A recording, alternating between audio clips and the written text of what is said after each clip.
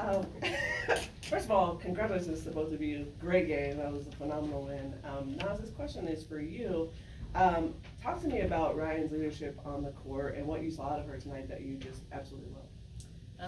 She just got a big head and a smart mouth. So. I know you big fat head. No, I'm just playing. Looking Just, like a T-Rex. just being. Hey, y'all, don't laugh at her. Okay. Thank you. All right, let us stop playing.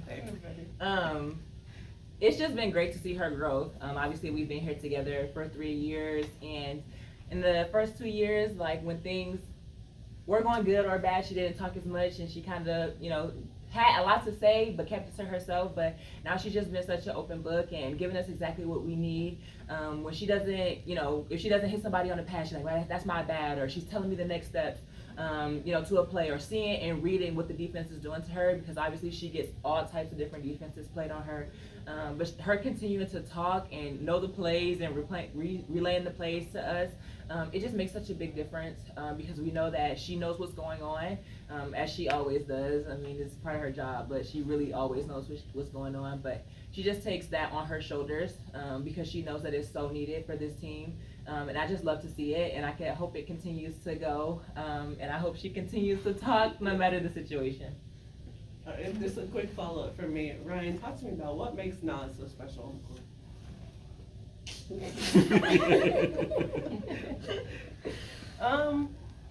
She talks about a lot about the last 2 years that I didn't talk much. Well, she always picks it up. No matter the circumstances, we always hear her in the huddle. She's always telling us what she sees from on or off the court, and just being that energy player that we really need. Tonight was a very special night for her because she was doing big things, making her layups. But it's just great to have her out there, and she's always confident in what we as a team can do, and so it just builds everybody else up.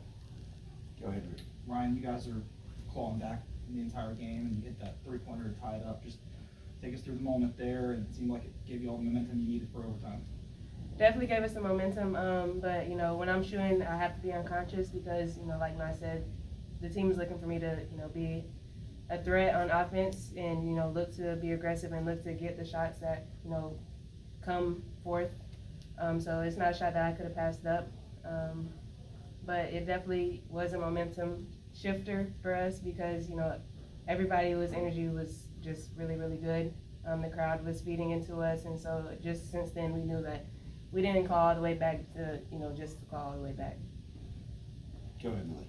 Ron, before the three, when Enrique missed the layup and then Satu hit that three and y'all were down 11, what kind of clicked for y'all at that moment? Because you could have laid down, but you guys kept fighting. What was it for both of you that wanted y'all to just keep fighting?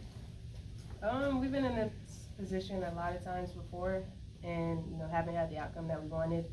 But every time we continue to fight, we've stayed positive, and tonight just shows what we're capable of doing, and we have to keep this same energy moving forward. Candace, I know you got a question. So around the last 2 games, you scored 30 points. Tell us what it unlocks, and this feels like playoff for us. So what's unlocking? Wow, I scored 30 on 26 shots. I wasn't gonna say nothing.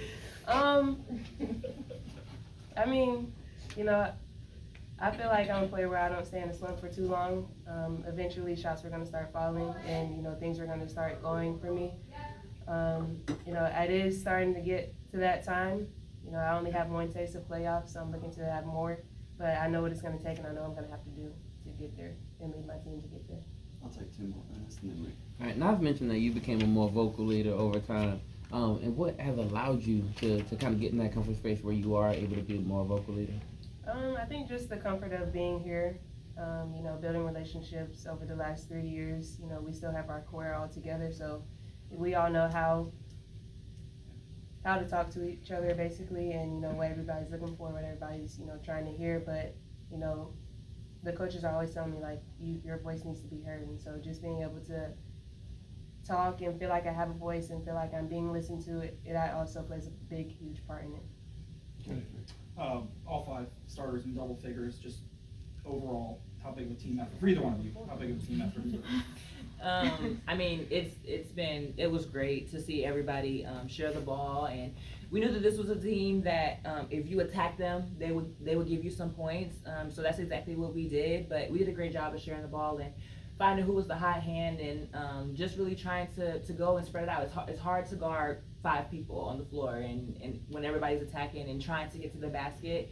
And you know, we talk about it all the time, and specifically Rhyne, she gets on me about it. Like, sometimes I have to take the shots to get her open. Like, sometimes I have to attack to get her open, because she does draw so much attention that a lot of times it is my man doubling her, or, you know, trapping her, or whatever it is. So I think we all kind of knew that tonight coming into it, not just Rhyne, and, you know, Alicia as well, that if the other 3 of us, I mean, of course Tina, but if the others were not attacking and going downhill, then it was gonna just cause so much trouble for, you know, our main scorers.